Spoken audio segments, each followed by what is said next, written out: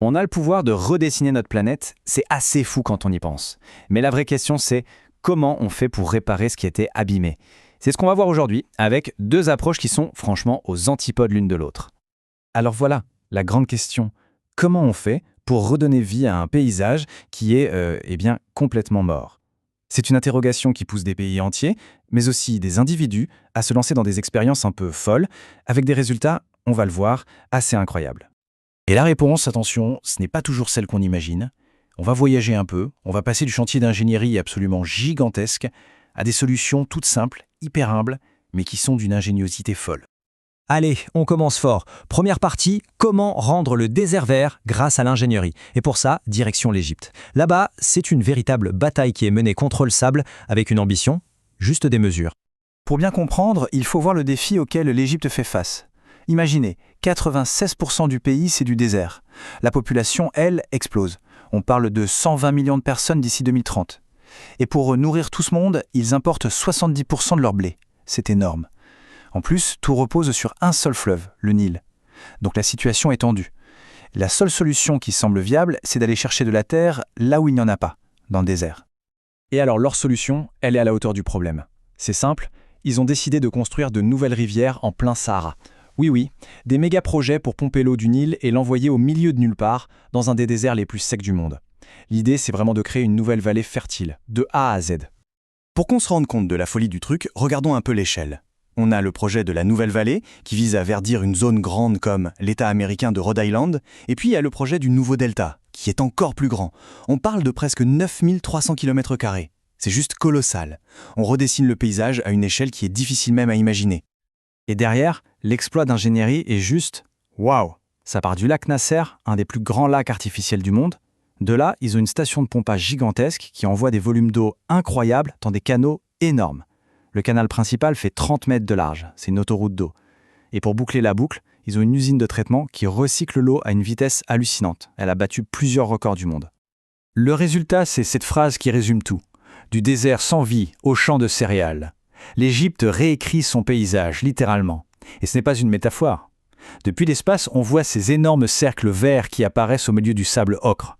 Ce sont des fermes irriguées. La transformation, elle est bien réelle, elle est en marche. Évidemment, tout ça, ça a un prix. Et quel prix? On estime le coût total à 70 milliards de dollars.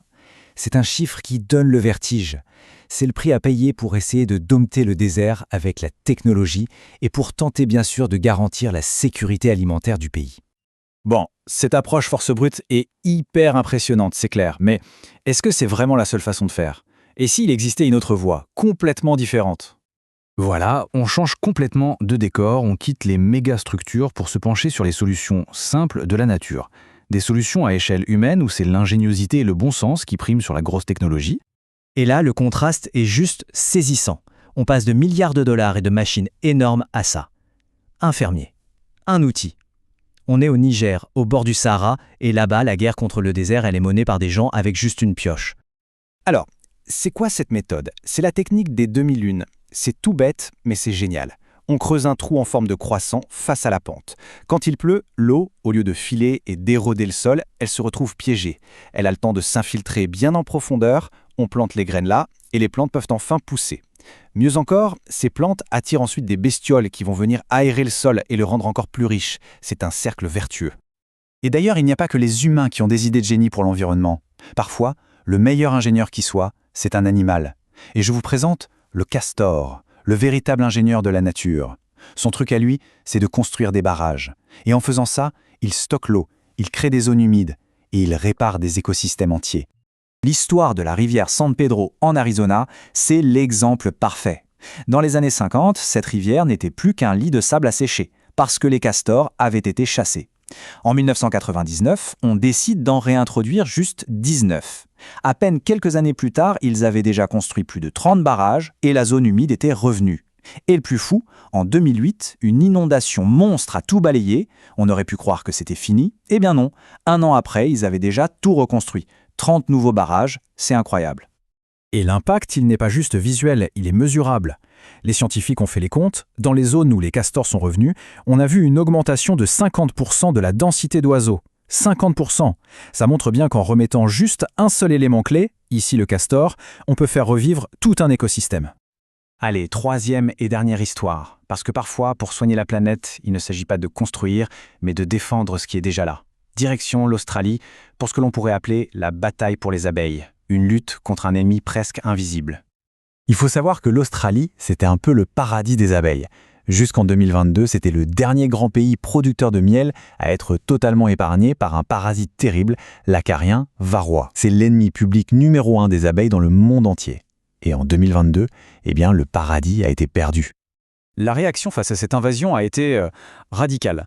28 000, c'est le nombre de ruches qui ont été détruites pour essayer d'arrêter la propagation. Une tentative désespérée d'éradication. Imaginez la perte pour les apiculteurs, pour l'agriculture qui dépend de ces abeilles. C'est juste énorme. Malheureusement, cette stratégie n'a pas marché. Après avoir dépensé 100 millions de dollars, l'effort d'éradication a échoué. On est donc entré dans une nouvelle réalité. Le gouvernement a dû changer son fusil d'épaule. On ne cherche plus à éradiquer, mais à gérer la crise sur le long terme.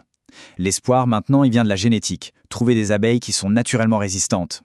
Et, chose intéressante, cette crise pourrait aussi nous forcer à redécouvrir les plus de 2000 espèces d'abeilles natives d'Australie.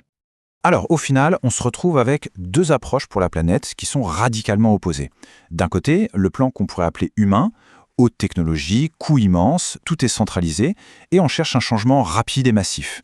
Et de l'autre côté, le plan naturel, des techniques simples, pas chères, une action locale, décentralisée, pour une guérison plus lente, mais beaucoup plus résiliente.